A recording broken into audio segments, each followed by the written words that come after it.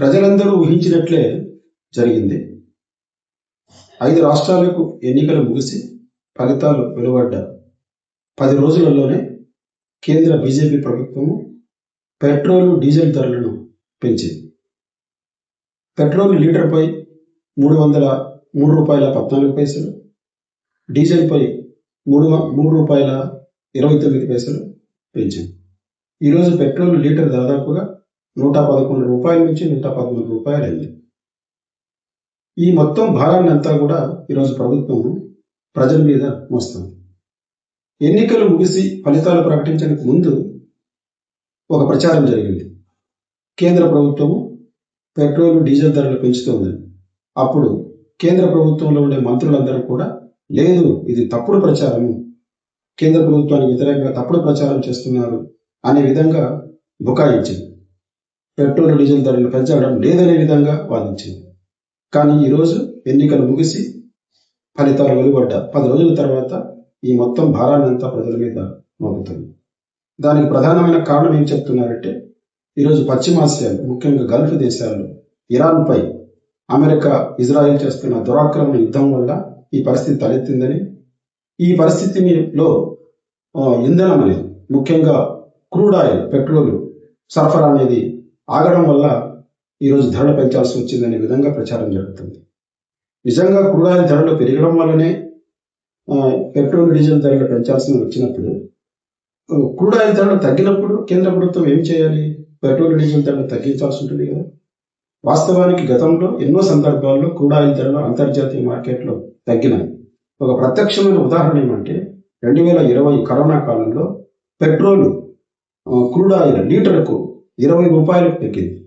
కానీ ఆ రోజు ఎక్సైజ్ డ్యూటీ అనే పేరు మీద $61 దాని మీద సుంకాలు విధించి పెట్రోల్ ధరను అదే విధంగా ఉండే విధంగా చేసింది.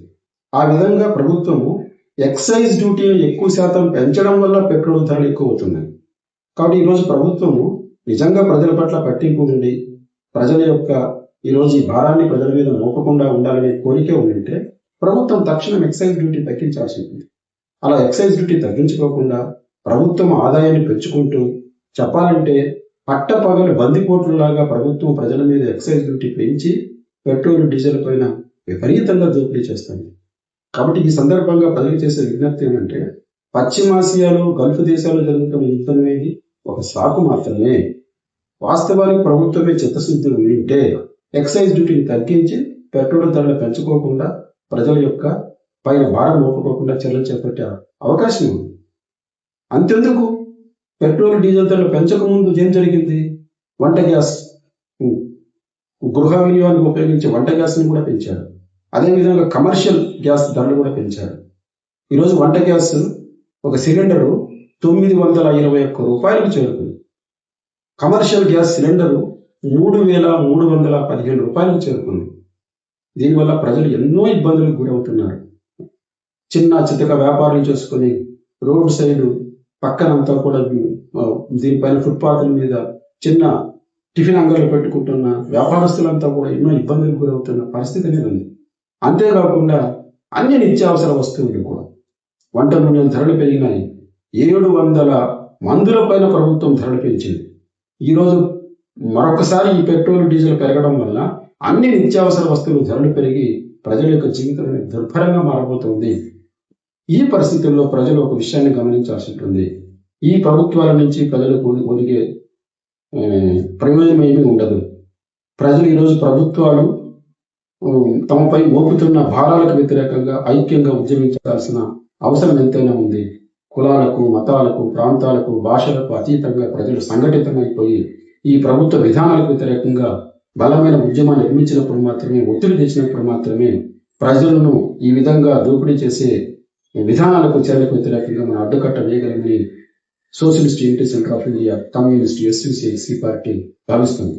కాబట్టి SUCC ఆంధ్రప్రదేశ్ రాష్ట్ర ఆర్గనైజింగ్ కమిటీ ప్రజలకు పిలిపించేదంటే అంటే జూన్ 1వ తేదీ నుంచి 7వ తేదీ వరకు వారం రోజుల పాటు రాష్ట్ర వ్యాప్తంగా నిరసన ప్రదర్శన నిర్వహించి పెట్రోల్, డీజిల్ ధరలను, వంట గ్యాస్ ధరలను, మందులపై పెంచిన ధరలను, వంట నూనె ధరలను, అన్ని నిత్యావసర వస్తువుల ధరలన్నీ కూడా తగ్గించాలని చెప్పి కేంద్ర రాష్ట్ర ప్రభుత్వాల పైన ఒత్తిడి తీసుకొని రావాల్సిందిగా ఈ సందర్భంగా విజ్ఞప్తి